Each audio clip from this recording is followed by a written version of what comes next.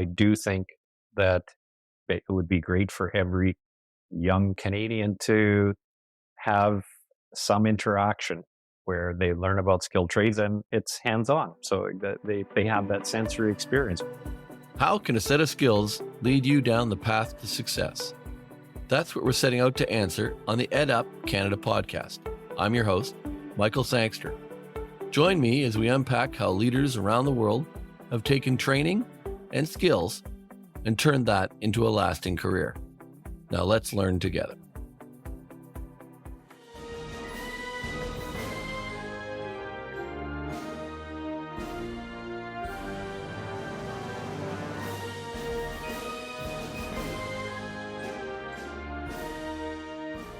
Welcome back to the EdUp Canada podcast. I'm Michael Sangster, your host, and I am joined today by a gentleman. I think it's been 20 years since I've seen you, Shaun, but Shaun Thorson, the CEO of Skills Canada. How long have you been working there, buddy? Yeah, first thanks for having me on the podcast. Much appreciated. Yeah, I've been at Skills. I started at the provincial office in Alberta in February of 1993. So over 30 years I've been working with the organization. So yeah, it's been a while. You were talking about skilled trades before people were talking about skilled trades. We as an organization, we were talking about skilled trades before it became such an important issue. So we'll get into what Skills Canada does in a second, but just personally, how excited are you that skilled trades have become a bit of a hot commodity, or it's a career path again that people are getting genuinely excited about? I spent a lot of time working in the United States with a partner organization, and skilled trades are becoming a vaunted and sought after career.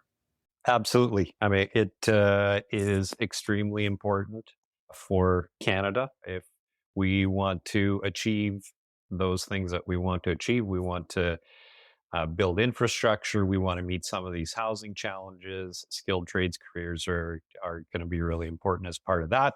Canada's filled with natural resources. Skilled trades careers are the backbone of that industry as well. So yeah, it's exciting to hear so many people talking about it, the importance, and really interesting to see how technology is changing some of these occupations. Give me the 30-second or 1 minute view of Skills Canada. What do you guys do? I hear our colleges talking about it when they go off and compete, but talk to me a little bit about Skills Canada and what you guys do. Yeah, we are a not-for-profit association. We have offices in each of the provinces and territories, so a member organization, each of the provinces and territories that deliver programming focused on promoting skilled trades and technology occupations. So trying to make sure young Canadians in particular understand what careers are available to them, what the career path is, what the educational pathway, how do you get involved in an apprenticeship program, and we do that through very hands-on interactive challenges. And we're probably best known for our skills competitions. So we host skills competitions at the national level in over 40 different occupational areas. So anything from what you would really recognize as a skilled trade, carpentry, electrical, plumbing, some of those areas. But then we also have IT areas, IT networking, cloud computing, graphic design, into transportation sector, into hospitality sector with cooking and aesthetics competition. So a real broad range of occupational areas. And we do that in a competition format that starts. I think one of the really interesting elements is you can start in a small community somewhere in Canada, participate in a school competition, participate in a provincial, onto national, and in about 2 years' time, you could represent Canada on the international stage at World Skills Competition. So I think that's really interesting, and it's all designed to try and educate young people, bring some more awareness to what these occupations have to offer. Hi, EdUp Canada listeners. I'd like to introduce one of our sponsors, Enriched Academy. Enriched Academy provides career college students with practical, real-world financial education, covering everything from budgeting and credit basics to saving, investing, and building long-term wealth. What sets them apart is their approach, engaging, relatable, and proven to work. Through high-energy video lessons, interactive webinars, and fun student contests, Enriched Academy keeps learners motivated while teaching skills that truly stick. Financial stress is a major obstacle to student success. That's why this program matters. It empowers students to take control of their finances, stay focused in school, and build brighter futures after graduation. If you want to help your students thrive both inside and outside the classroom, visit enrichedacademy.com to book a meeting and learn how they can support your school's goals. Enriched Academy, because everyone deserves financial awareness. You mentioned aesthetics, and I'm glad you did because people don't see that. We've been talking about some unique skilled trades. That's one of them, isn't it? Hair and aesthetics. Absolutely. Over my time with the organization, I've obviously got a lot more exposure to different occupations and just understanding the complexities of some of these occupations that we, sometimes think are pretty straightforward. Once you see them in action, I think you get a new appreciation for that. And I'd say one of the what we've sort of adjusted and moved forward with in our competitions. At one point in time, our competitions were very competitor focused. And what we've added to that is what we call their try a trade and technology activities, which are really designed for visitors. So as a visitor, you can go to the national competition, you can try and build a brick wall, wire a circuit board, color someone's hair, mix some cake dough, build something using a CNC machine. So you get a better appreciation of how difficult it is. Then when you see those young people competing, how difficult it is to actually achieve what they're doing. So I think that's a great element of our activities. These competitions, how many athletes, wrong word, how many competitors do you have that come out and compete in these events? Let's say at the national level, the national championships. Yeah, so at the national competition, so as I said, the people have started at a school competition somewhere in Canada, and we end up with about 600 of the top people in competing in about 45 different skill areas. There's some provincial competitions in Canada that are larger, that offer more competition areas, but we're focused on those 45 skill areas, getting requests all the time on let's add some others. So we're always looking at, should we bring other areas into that competition format. But yeah, you've got 600 of the top young people in Canada competing, and we hear some great comments from competitors. Almost 9 in 10 think that competing will help them get a job. They've developed technical skills. So again, really high percent, 88% think their technical skills have improved. 75% think they've had more success in school because of the participation in the competition. And then from the spectator side, again, 9 in 10 spectators say that they've learned about new careers in trades and technology. So I think what we see with competitors is an accelerated skills development process, which positions them better for the workforce. And I'm sure any employer would love to have people coming on the job site with higher level of skills. And with those visitors, just some awareness building. The numbers I'm hearing is 700,000 tradespeople are retiring in the next decade. We know across many sectors this is a huge challenge, the number of people who are going to be retiring. But on the trade side, it's 700,000. How are we going to manage that? Because there's a shortage before the 700,000 leave.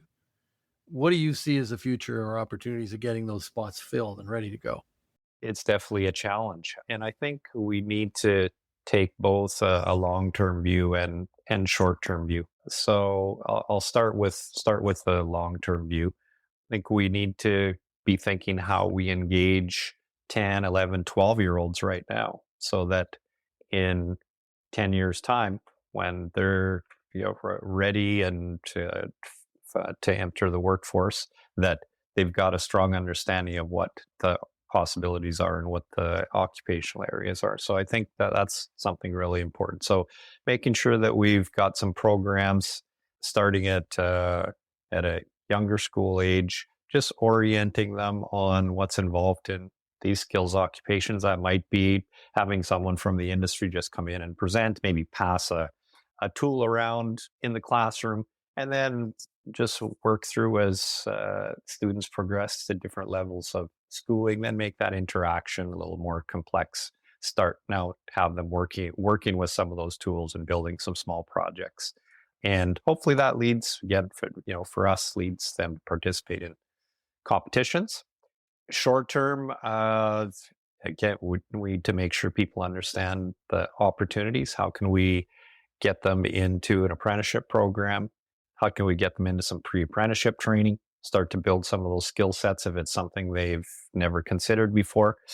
I think one of those big challenges is still awareness. When we're talking about building infrastructure, when we're talking about the importance of hospitals and the importance of people that work in the healthcare sector, obviously really important. But what's equally as important is that we're able to build the proper buildings, the proper structures, so that those people can operate to do their job to the best of their ability. So got to build some awareness and build that that pride that so many skilled tradespeople have.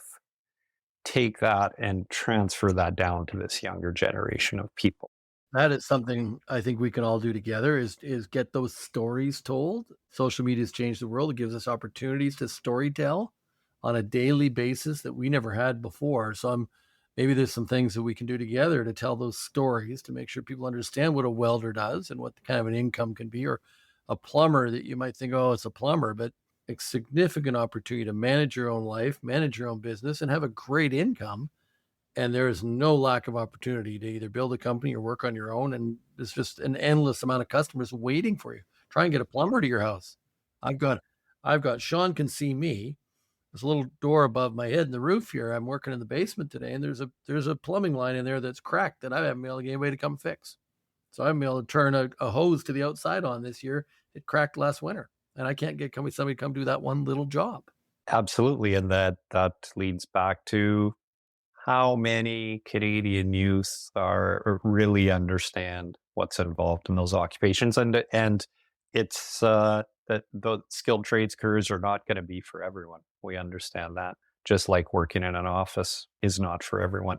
So I think what's really important is that young people are just informed about the career options, so that when they are making that decision on educational pathway, they are well informed, and hopefully through organizations like ours on skilled trades and other organizations in other sectors, they get an opportunity to see what it would be like to work in those occupational areas and then make that really informed decision. And I'm going to make a broad statement here that's anecdotal and might be wrong. But my perception is we're closing more shop classes because of budget cuts that are going on in schooling. Am I correct that that's a challenge we're facing too? We're not giving them that hands-on experience in high school and junior high school. Yeah, I don't know the current situation on shop classes, but I know there are schools that do not have shop, do not have the opportunity for people to learn at a younger age and experience some of those occupational areas. So I do think that it would be great for every young Canadian to have some interaction where they learn about skilled trades and it's hands-on, so that they have that sensory experience, because they'll have a better appreciation for what it's like to work in those occupations. And I've spoken to a lot of 20-year-olds recently who are working in office jobs, and I talk about our program, and that I've heard so many times, "Oh, I wish I'd heard about that because I'm not sure I'd be doing this. I might be doing something else. I might, I had an interest in this other particular career, but didn't have the connections at that time to pursue it." So there's all that connection of working with your hands and your brain and working with the hands, and how important that is and how satisfying it can be. And hearing, so many tradespeople talk about, they go by a building that they helped construct. And pride, again, back to that pride, how important it is and how it contributes to a modern society. I got to go out it's a very similar analogy, but I went out in the Leaders at Sea program with the Royal Canadian Navy, went out for a couple of days. And I was struck by the end of it. I wish I'd seen this when I was a kid. I might have gone into the Navy. I might have gone that way for a leadership programmer, done something different in that manner, which I can't do at 56. Although I had the vice admiral on the podcast a couple of weeks ago. He reminded me I've got 6 months where I could still sign up for a 3-year term. We got to retire at 60. Not He too. It's not did. too late. We did have a beer in Halifax. He suggested it. While it's technically a lot too late, it might be too late for me. He was being very polite. So, talk to me on a personal level. Was there a moment for you in this role, like a conversation, a success story, just a moment in time when you realized this is what you wanted to do? Somebody, a competitor, a moment that you just, it sticks with you. I do have one particular conversation, but I will just say every time I'm at a skills event and our competitions in particular, and you see young people competing, you have a discussion, maybe a short discussion with them before they're going to compete, and they're so nervous, but they're so excited to be there. And then some of those people, you see them get on to the podium and try crown national champion. So that's energizing every time you see that. And some of those students that were excited to compete didn't get on the podium, but still are so thankful for the process and the opportunity. So that's really inspiring. But there's one particular story that was talking to a competitor who had some strong success at the provincial level, national level, and went on to represent Canada internationally. And we were talking. It's always interesting to hear their stories about how they got involved and their pathway. His story was that, and I mentioned the trade and technology activity before. He went to an event and he was 7 years old and participated in a trade and technology activity. And he said that stuck with him, like that stuck with him. And he produced something out of that trade and technology activity that he took home, and he'd kind of kept track of it for a while, and then sort of lost, didn't know what had happened to this item that he got from the trade and technology activity. But when he was started to prepare for his international participation, he found it, and again brought back all that his initial memories of that interaction at that trade. So to me, that's the strength of Skills Canada. You make that connection with some young people, give them that experience, and if they're truly inspired by what that looked like, then that will carry them through. So that was really satisfying to hear that story. Talk to me about Shaun and a skill you've got that has developed your career. Did you have it early in your life or did you have to go develop it? I talk about mine being I can walk into a room and start talking to people. I've been fortunate I have that ability to chat. It doesn't always work out well because sometimes I say too much. But what's that gift, that skill that you think you had or you've built? We try and share that with students who are listening. Yeah, it's a tough one. I think I have a lot of patience. I think that has helped me a lot in dealing with multiple organizations and people, and you want things to happen quickly, but you know that there are certain steps that you have to go through. And I think always keeping the goal in mind. What is that common goal when you're working with multiple people that have different perspectives, different personalities, working with organizations, even though you might have a common goal, there's always a lot of other things going on in the background. And I think being able to always go back and revisit, this is what we're trying to accomplish. So how can we accomplish that together? So I think recognizing that and being able to bring people together around what the common goal is, always going back to what are we trying to accomplish? It's this. So let's put those other things aside and focus on what we can do together. What scares you about the job these days? What worries you?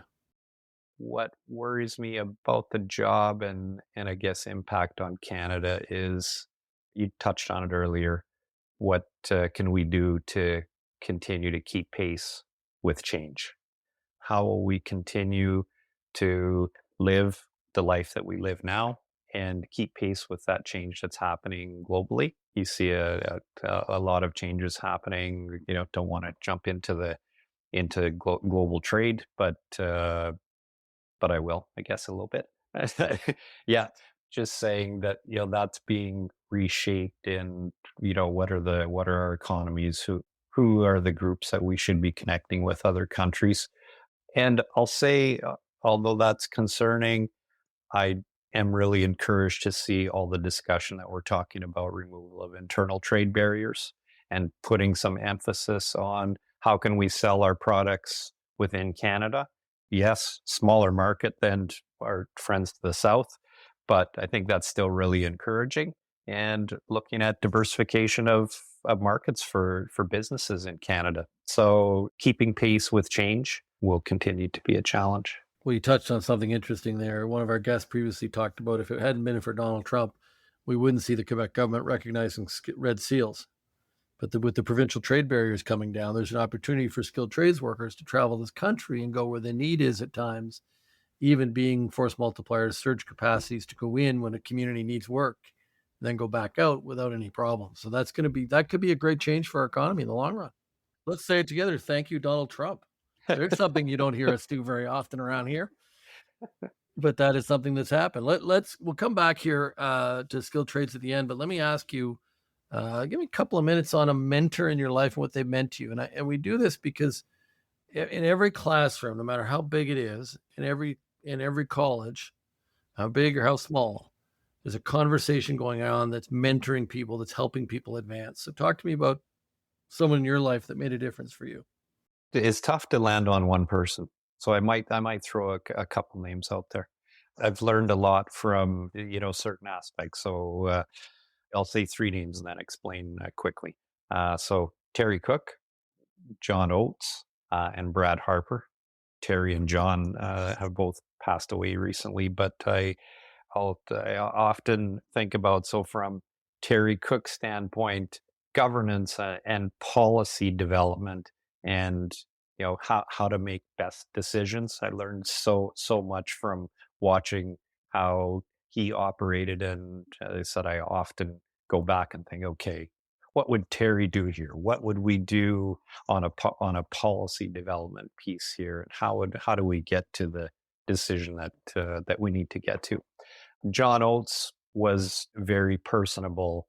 Every person that he interacted with, he understood their important role. That didn't matter what they were doing or what their job was, their important role, and that they were really valuable in whatever they were doing. So really personable and of the people. And then Brad Harper had some real strong strategic vision, and still has some strong strategic vision and facilitation skills. So those are three people that I learned so much from over my 30 so years, and often, like I said, revisit, what would they say and what would they do in this instance, and it's helped me a lot. Before we sign off, tell us anything else you want to talk about Skills Canada, skills sector in Canada right now, just any message you want to deliver. I encourage people to check out Skills Canada in one of their competitions. They really are great to watch. I compared to going to one of our graduations, just the pride in the room that you see in the competitors. And I've had a chance to attend a few over the years. Long before this job, Shaun and I met years ago. But Shaun, tell me, is there anything else that you want to mention or get across to our listeners about skilled trades in Canada or Skills Canada? I think for every parent in the country, please have an open mind about skilled trades, technology occupations, whether you see some initial interest from your children in those occupations. It would be great if they had some type of experience, and so that when they are making that important decision on educational pathway and career decisions, that they're as informed as possible. So please encourage them to just discover and be curious, and don't just accept those 7 to 10 careers that young people often hear about. And I think that holds true for general public as well. Be curious, really try and find out as much as you can about what skilled trades and technology occupations contribute to the country. And if that's through some interactions with Skills Canada, that's great. If that's through other organizations as well, that's equally as important. Thanks for joining us today, Shaun. It's good to catch up. We're due for, now that I know you live in Ottawa again, we're due for maybe a malt beverage on a patio some weekend. But the work that you're doing is important. You've been a consistent leader in this sector for over 30 years now, or close to 30 years. And it's important to have those kind of rocks around these issues. And we'll call you a rock today around about promoting the skilled trades, promoting these roles and opportunities. And I encourage everybody to check out, as I said, the Skills Canada site and the things they're doing. And with that, we'll end this week's edition of the EdUp Canada podcast, and look forward to being back with you all again next Wednesday. Thanks for listening. Thanks for listening to another episode of the EdUp Canada podcast. We release new episodes regularly, so make sure you hit that subscribe button so you know when they are officially out. If you love this episode, please leave a 4- or 5-star review wherever you listen to your podcasts so that others can also discover how a set of skills can lead to success. Thanks for learning with us.